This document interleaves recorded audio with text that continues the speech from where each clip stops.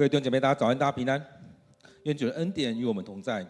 让我们来到主的面前，领受上帝的恩典，也让我们生命进到上帝的恩典应许当中。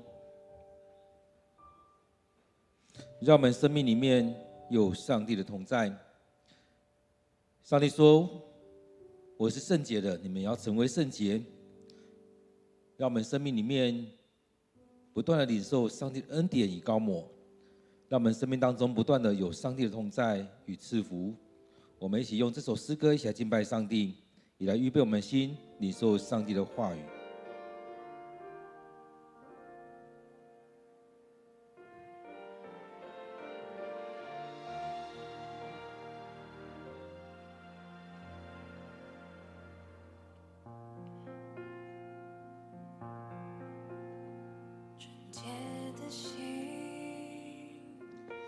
这是我渴慕，一颗心跟随着你的心，纯洁的心，这是我渴慕，一颗心跟随着你的心，纯洁的心，这是我渴慕，一颗心跟随着你的心，纯洁的心，这是我渴慕，一颗心跟随着你的心，谨记你的话语，好让罪不可进入，永远让你来掌管。一颗专注的心，一颗怜悯的心，得到你的喜悦，让这馨香的敬拜只升到你面前。纯洁的心，这是我渴慕，一颗心跟随着你的心，纯洁的心，这是我渴慕，一颗心跟随着你的心，谨记你的话语，好让罪不可进入，永远让你来掌管。一颗专注的心，一颗怜悯的心，得着你的喜悦，让这馨香的敬拜只升到你面前。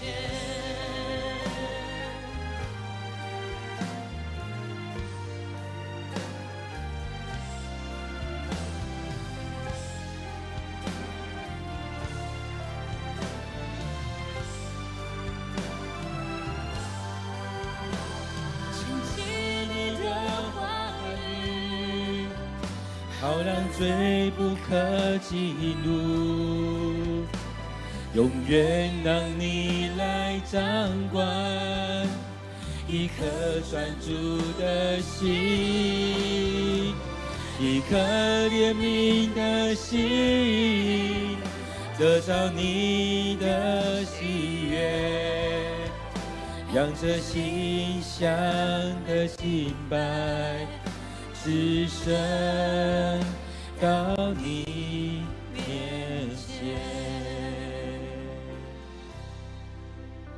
让这心心香的敬拜，只身到你面前。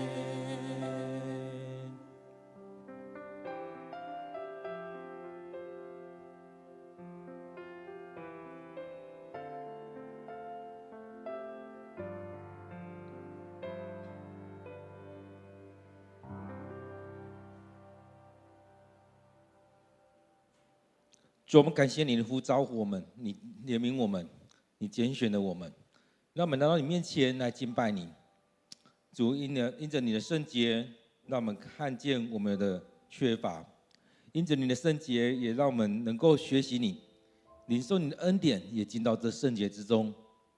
主啊，让我们生命里面仰望着你，让你来带领我们，让我们生命有更美好的展现，让我们带着这纯洁的心，带着这渴慕的心来到你的面前，让我们将你的话语放在我们生命里面，让罪不可进入，让我们放在我们额头上，放在我们心里面，让我们专注来到你面前来敬拜你。愿你悦纳我们所献上的敬拜，所摆上的祭。愿主你赐福在我们当中，亲爱主，愿我们的摆上是你所喜悦的。感谢赞美主你的恩典，主，我们要将今天的聚会交托仰望在主你面前，恳求你悦纳我们所摆上的。感谢赞美主，将今天的聚会恭敬的仰望交托在主你手中。献上我们的祷告都奉靠主耶稣的名，阿们。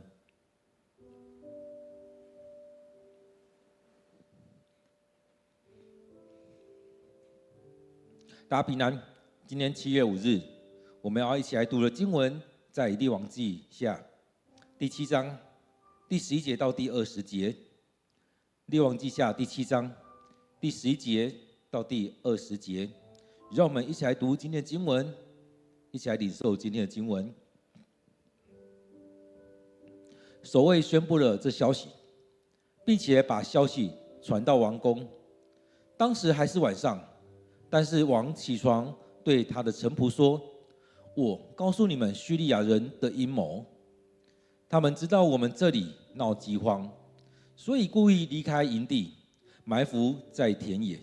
他们猜想我们会出城找食物，那时就活捉我们，占据这城。”王的一个臣仆说：“城里的居民反正都快完了，好像那些已经死了的人一样，迟早会丧命的，所以何不打发几个人，骑上剩下的5匹马，去看看到底是怎么回事。”于是他们选出几个人来，王派这些人乘坐2辆马车，只是他们前去探查叙利亚军队的实况。这些人一直走到约旦河，看见沿路堆满了叙利亚人逃走时所丢下的衣服和用具，就回去报告王。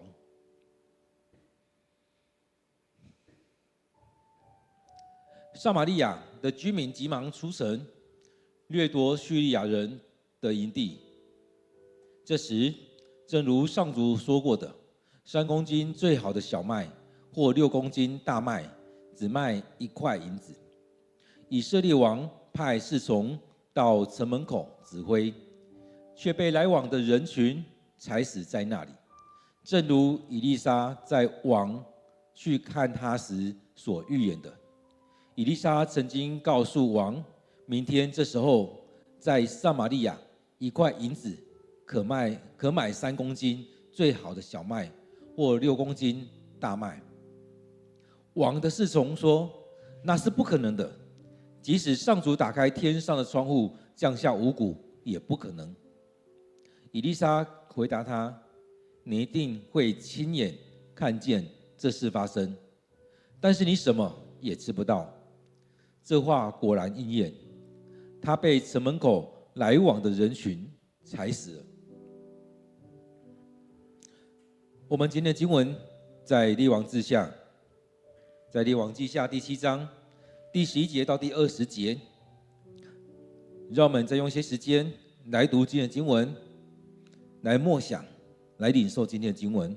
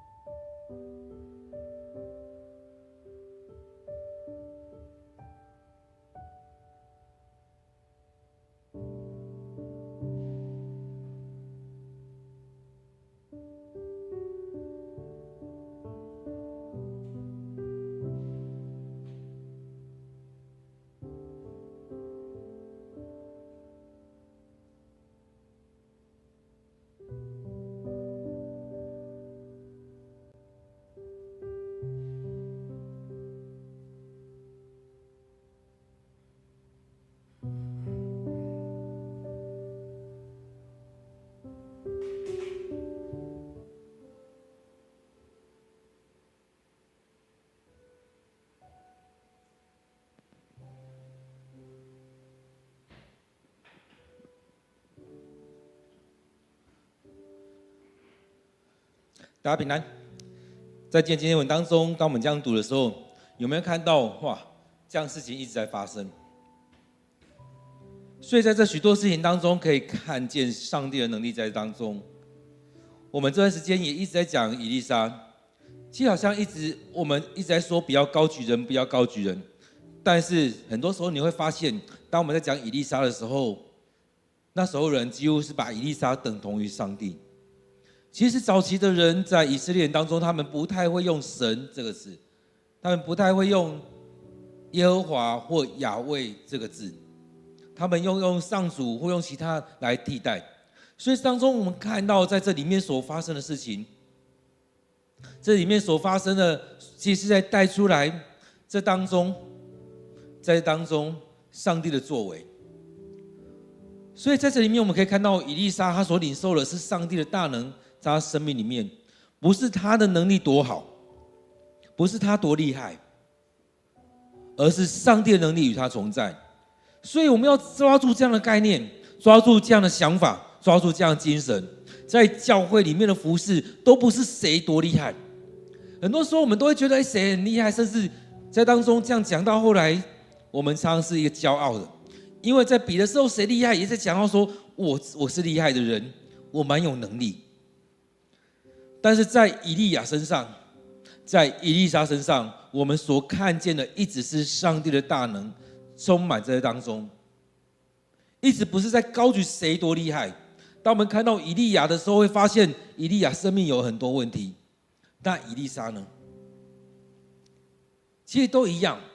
然而这里面所看到的，以利沙身上一直在彰显的是上帝的大能。所以在当中我们也看到，当这样事情在发生的时候，上帝的天使天军临到这当中，叙利亚人、叙利亚军队都吓死了，到处跑，鸟兽散。所以这就很像圣经里面常常讲的，让他们从这些军队从一路进来，从七路离开，也就是他们一起要来进攻的时候，是很整齐划一的军队，但是他们离开的时候是落荒而逃。所以在这些经文我们看到的也是如此，这些叙利亚军队他们也是落荒而逃，他们害怕，他们以为那是其他那些赫人或者是埃及军队来到当中来帮助他们的。他们听到那种天使天军的声音来到当中，那所带来的声音，哇，这军队到底是多大？很庞大的一个军队来到这当中，他们都吓死，赶快跑。所以在今天的经文里面，我们可以看到后续也是如此。所以在当中也有很多担忧、害怕。然而在这里面，我们也看到，在我们生命当中需要有人帮助你。如果你是一个领导者，你也需要身边的人来帮助你。所以这当中我们看到这样的生命所带出来的，哇，可以看到上帝的大能就在这当中。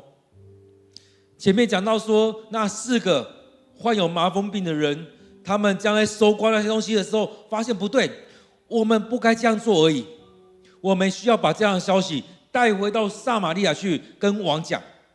所以他们就去到撒玛利亚城，去跟那些城门的守卫讲。接着这边说，守卫宣布了这消息，并且把消息传到王宫。所以这样的消息不单单是那4个人知道而已，上帝透过那4个人，那4个患麻风病的人，那4个被遗弃、被隔离的人，那4个被抛弃的人，也就是我们常常说那些最卑微、最微小的人，把消息带到王宫里面来，带到撒玛利亚城来。那些守卫听到这消息之后，把消息带了回去，也带回给王宫，所以让这些王知道，让王知道这消息。带回去之后，那时候是什么时候？在昨天的经文里面讲到说，叙利亚军队逃跑的时候是在傍晚，是在下午傍晚的时候。而这4个麻风病人，他们进到军营的时候什么时候？天将黑的时候。所以在当中到了晚上，王起床对他的臣仆说，所以当中或许我们可以看到这起床是怎么样，他睡了一整天，睡到晚上，或者说他已经软弱无力，他也不知道怎么办，所以自己躺着。有可能他躺着要睡，睡不着，所以有可能在当中他在想这些事情，听到这个消息他也睡不着，或者说他睡到一半的时候听到这个消息，所以对他来讲，他是从床上起来，他也睡不着了。不管是睡了一整天，或者是刚入眠又醒过来，或一直翻身也睡不着，一直在想这件事情。所以他去跟他臣仆说，我告诉你们叙利亚人的阴谋。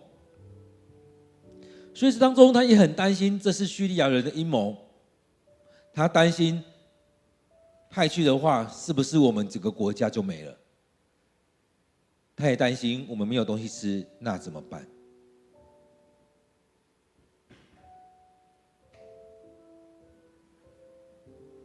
所以当中我们看到，确实这样的顾虑是有的。因为为什么要围困一个城？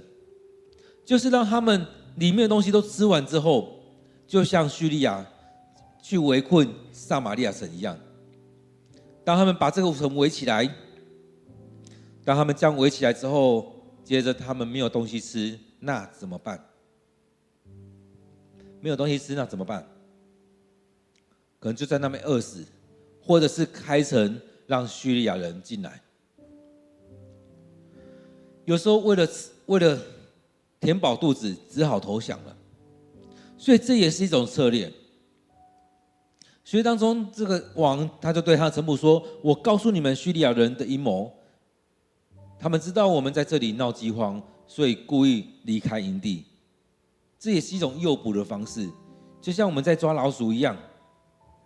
他们没东西吃，我们用东西诱捕他们，他们跑出来吃就被抓了。所以人也常用了这样的计谋在当中，常用了这样计谋，让这些人以为是空城了，所以就进到那里面去。这边讲到说，他们知道我们这里闹饥荒，所以故意离开营地，埋伏在田野。所以当以色列人进到那个军营的时候，他们是不是在那边围困他们，把他们攻下来，然后也进到城里面？这不也就是常常在圣经里面所记载的吗？用很多方式诱使这些人城里面的人出来，然后去追杀以色列人的时候，后面有一群人就进到城里面去了。所以这也是他们一个战略。所以这边讲到说，他们猜想我们会出来找食物，那时活捉我们，占据这城。所以当中也常常是如此，会有很多的设想，想这个想那个。所以当我们都到这边的时候，有没有一些想法出来？在那时候以色列人状态，也回想到大卫的情况。在这样的状况当中，可能这样猜想，可能那样猜想。我们看到这整个事件里面，在今天的经文当中，好像都是人的想法。在王会这样想，然后他臣仆也给他的很多建议。后来他们选用了臣仆的建议去试试看。但是如果是大卫呢？你想大卫会怎么做？当他被围困的时候，这时候是不是大卫会请哪个祭司来，然后请他把以弗得带过来，然后他们就来到上帝面前来求问上帝。大卫就会来那边求问上帝说：这样的情况是怎么样的情况？我该不该开城？我该不该派人去到军营那边去？那叙利亚人他们是不是离开了？这样的作为是不是上帝你的作为？所以在当中我们看到大卫在做事情都很肯定，那肯定是从哪边来？是从上帝那边来。上帝很清楚让他知道这事情怎么发生，接下来要怎么发生，你该怎么做。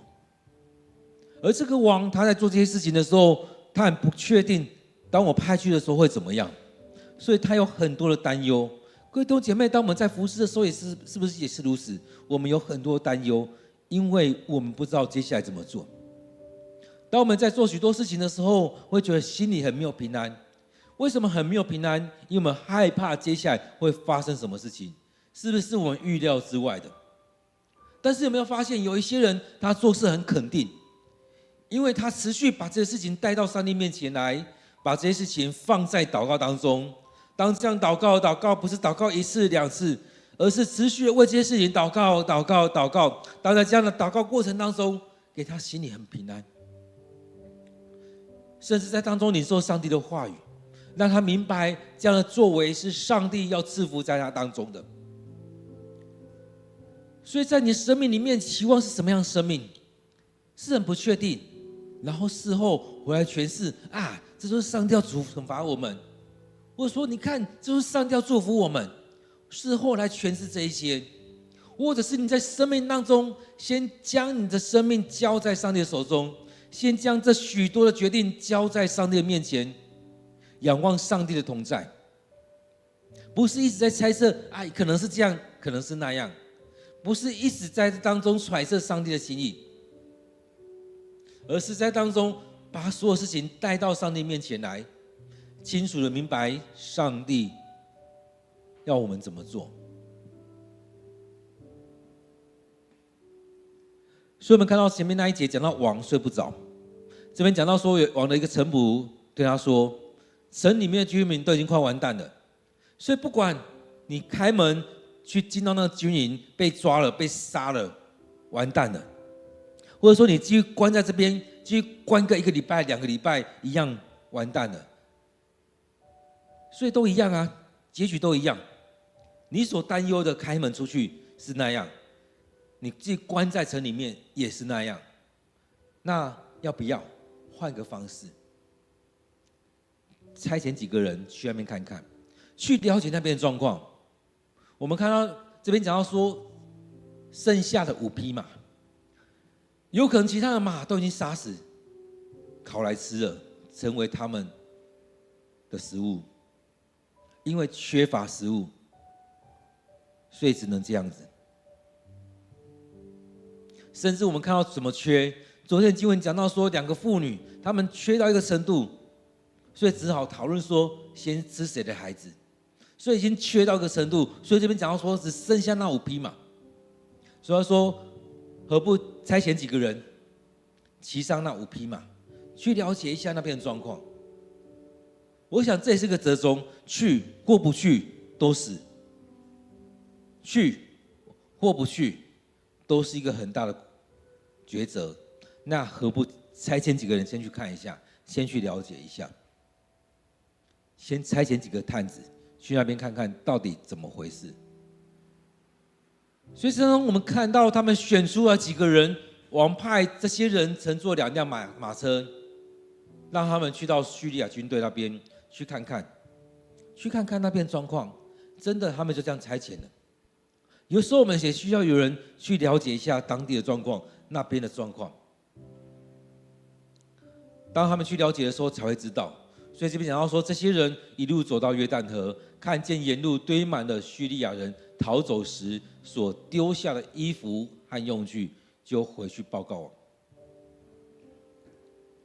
所以当中他们看到，哇，这样的状况都是他们逃跑的状况啊，他们就这样落荒而逃了，而不是去埋伏。除非他们做的真的很真实，但是当中我们看到的不是这样，有可能满地有他们衣服用具、锅碗瓢盆、他们的军服、他们的武器可能掉满路，有可能是如此。所以沿路有许多叙利亚人的东西。所以当他们听到这些的时候，撒玛利亚的居民就赶快出城。为什么？因为他们饿到不行了，赶快出去掠夺他们营地，赶快去抢那些东西。这时候已经顾不得面子了，顾不得什么状况，先抢先赢，抢了再说。所以就冲出去抢那些东西。所以当他们有这么多东西，把这些带回城里面去的时候，这边说，因为东西很多了，所以不再是前面在讲到说一匹驴的头，一颗驴子的头要卖到50个、80个银子。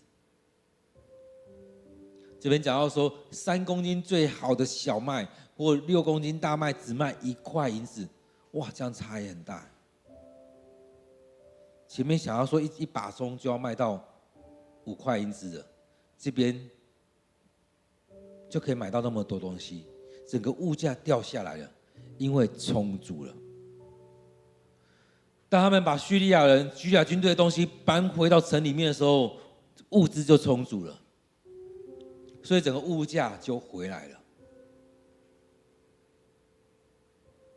所以这当中非常多的东西，可能那也是几十万的军队在当中，所以这些城里面的人民去到那边搬回来。所以以色列王派那侍从在城门口指挥。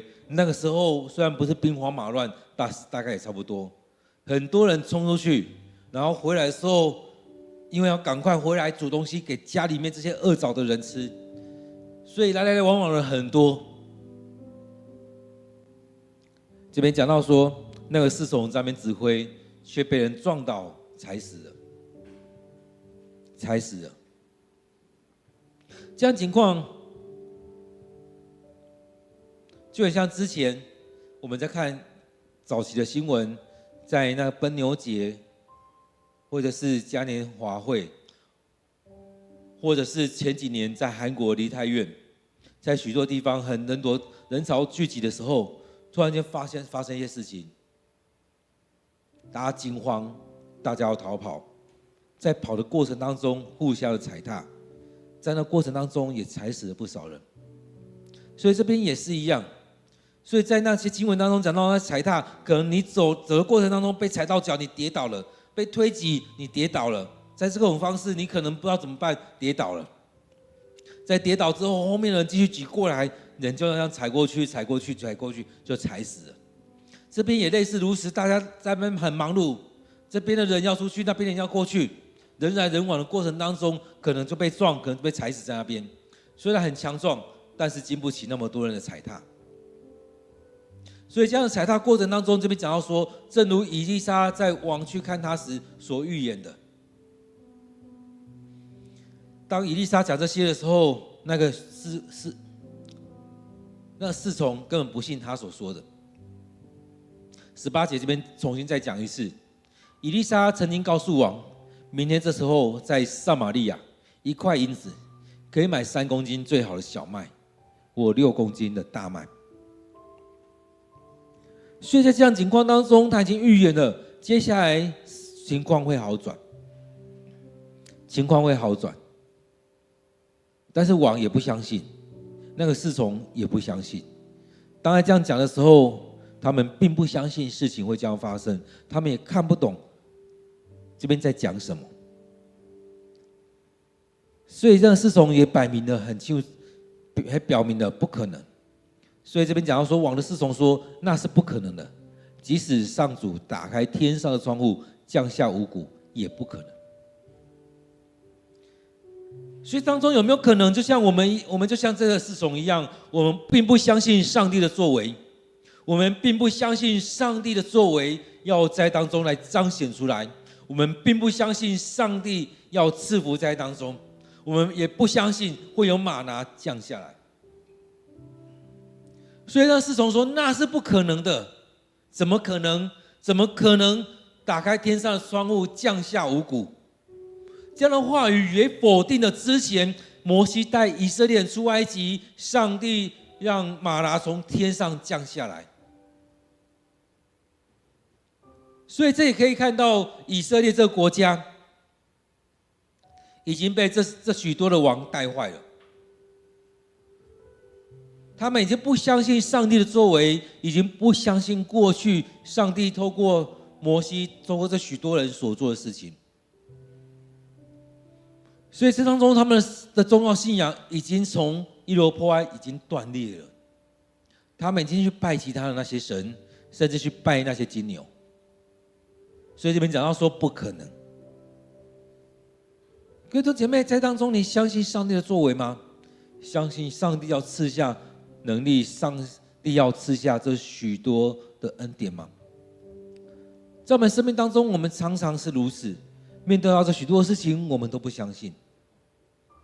许多时候，我们求上帝的大能充满在当中，求上帝赐下什么给我们，但是我们并不相信。这边讲到说，以利沙回答他说：“你一定会亲眼看见这事发生，我会让你看见，我所说的会发生，这样的赐福会发生，但是你什么也吃不到，看得到，领受不到。”所以这当中我们可以看到，在我们生命里面常常会有这样的状况，看得到，领受不到。这边讲到说，这话果然应验了，他被城门口来来往往的人踩死了。确实，他看到事情发生了，他看到人来人往，他知道在军里面叙利亚人都走掉了，大家都把那些物资都带回来了，但是在那当下，他却被踩死了，他没有办法去领受这一些。各位弟兄姐妹，你要过什么样的生命？你要得到什么样的生命，你要过什么样的生活。在当中，我们看到这许多的状况就在这当中在发生。就像之前也听过一个教会在讲的，当他们教会要建堂的时候，确定要建堂的时候，其实在这当下很多人都会出走。所以以前听过一些人在分享说，当教会要建堂的时候，就会有一些弟兄姐妹出走，因为他们觉得这样就好了，他就觉得奉献我就照这样奉献就好了。甚至有很多人其实都没有在奉献，平常都没有在奉献的。有些人觉得为什么要在建堂，为什么要在买房子，为什么要购堂等等的，我们这样就好了。如果要建堂要购堂，是不是我要奉献更多？甚至是不是我要用什么样的方式去抵押、去借钱来？所以在这许多事情当中，这样在发生。在这10年来，在政治圈一直会用一个词，就是水退了，就可以看到谁没有穿裤子。确实是如此。前阵子也听到有人在分享说，当教会要开拓的时候，有一些人赶快跑。为什么？当要去开拓的时候，你要付上你的金钱、你的时间，要付上非常多的代价。许多人不要，甚至有许多人在说啊，做不起来，干嘛做，浪费钱。确实，当你这样做，好像就做不起来。所以有很多人就这样赶快跑，赶快逃跑。所以之前曾经听过一个教会在分享，说那教会要建堂的时候，就有人就这样离开了，甚至有长老就这样离开了，然后去别的地方聚会，甚至怕人家讲话，把他那地方的工作、他的公司、他的东西都卖掉，搬到另外一个地方去那边住，去那边继续做他的事业。但是后续讲到说，这个人他所搬过去的，去到某个地方，去那边工作，去那边卖东西等等的，继续这样做，发现他在那边生活、工作也没有做好，教会生活也不稳定，各方面都每下愈况。后来他又搬回到这教会，当这教会建堂建完了，过一段时间他又搬回来，大家所看到，哇，他怎么过得这么惨？他的房产什么都没了，什么都赔完了，他的工作也都没了。所以当中有时候在那边反省，你害怕奉献那几十万、几百万，没想到他将离开之后，反而赔上了他所有。许多时候也是这样，你觉得你要把所有东西揽在你手上，但是有没有发现你赔上了所有？而那一些留下来继续敬拜、继续参与的人，愿意付上这许多代价的人，他们生命不断的被提升，不断的被提升。其实当我们的生命没有被触摸着，我们生命没有成长，我们没有这样期待，很多时候我们就会这样子，会觉得我们真的没有去认识这个上帝。许多时候就像这个王，就像这个侍从一样，其实这侍从所凸显出来的也是这个王的生命。当我们回来看大卫的时候，有没有看到大卫的生命去影响到他身边的这些官员、这些将帅们？所以这些将帅也因着大卫的生命，他们生命也改变了。所以在我们生命里面也是如此，你要活出什么样的生命？在这许多情况当中，你要怎么样活出你的生命来？你要不断的逃吗？你要不断的远离上帝吗？当上帝的话临到这当中的时候，你愿不愿意参与在这里面？当上帝的应许临到的时候，你愿不愿意参与在当中？许多时候，我们一直远离上帝。当上帝的大能当上帝的大能要临在这当中的时候，是不是也跟这侍从一样？是不是跟这王的反应是一样的？所以当我们在看今天经文的时候，会看到这王他所做的，他害怕出去会怎么样？他害怕他的王权就从此就没了。但是他的臣仆也跟他讲，都一样啊，开门出去如果被攻打，也是没了。关在城里面，我们饿死在这边，也是什么都没了。何不派些人去看看？当他们打开门踏出去，所看到的是上帝让那些丰盛摆在他们城门口，摆在那边让他们去领受。然而这当中，他们在这许多的担忧、害怕的里面。但是如果他们像大卫一样，他们就不用在那些担心、害怕当中，因为他们有得救的确据，他们能够得着上帝给他的确据。大卫很清楚知道接下来每一步该怎么走，因为上帝带领他、指引他。当上帝透过以利沙来这样传达的时候，我们看到王跟他的侍从根本都不相信，而在当中所带来的也是让他们清楚知道，就是如此，事情就是要这样发生的。所以这些话虽然不是从王的口中讲出来，但是也呈现的是王的生命。虽然是从这侍从说出来，但是这样惩罚也临到这个侍从。所以确实他看见了上帝的作为，后悔都来不及了。也确实像以利沙说的，你看得到吃不到，你可以看到这些展现，但是你无法参与在当中了，你无法享受在这当中。各位弟兄姐妹，让我们再用一些时间来读今天的经文，来默想今天的经文，让上帝的经文对你说话，让上帝的话语来帮助你。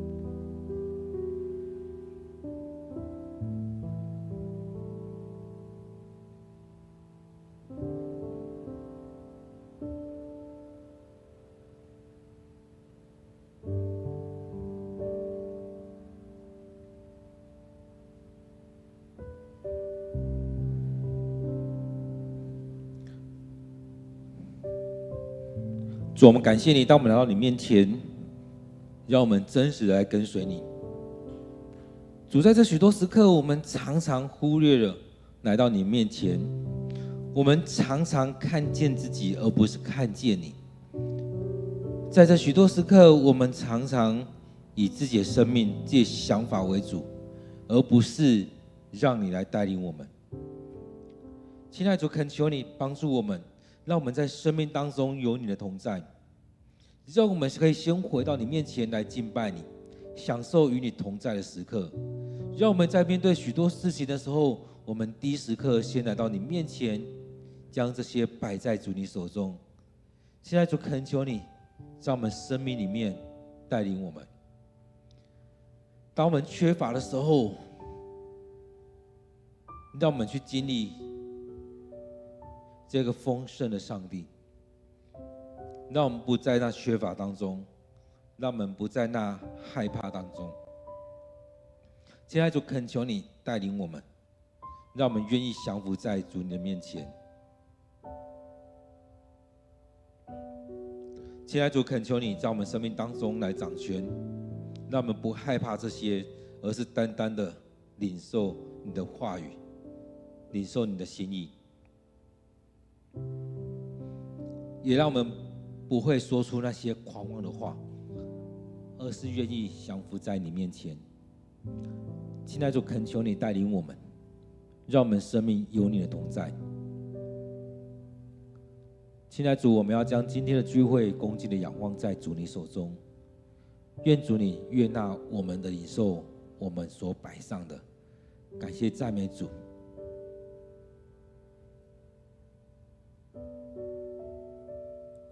我们将这些都陈列在主你面前，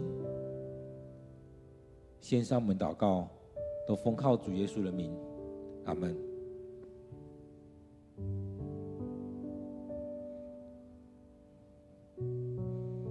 愿我们每一次来到主的面前，都将自己摆上，让我们将自己献上，成为活祭，让我们在每一天当中都能够将时间摆上，给上帝空间，给上帝时间，让上帝话充满在我们生命里面，让上帝赐福在我们当中。愿上帝赐福于你。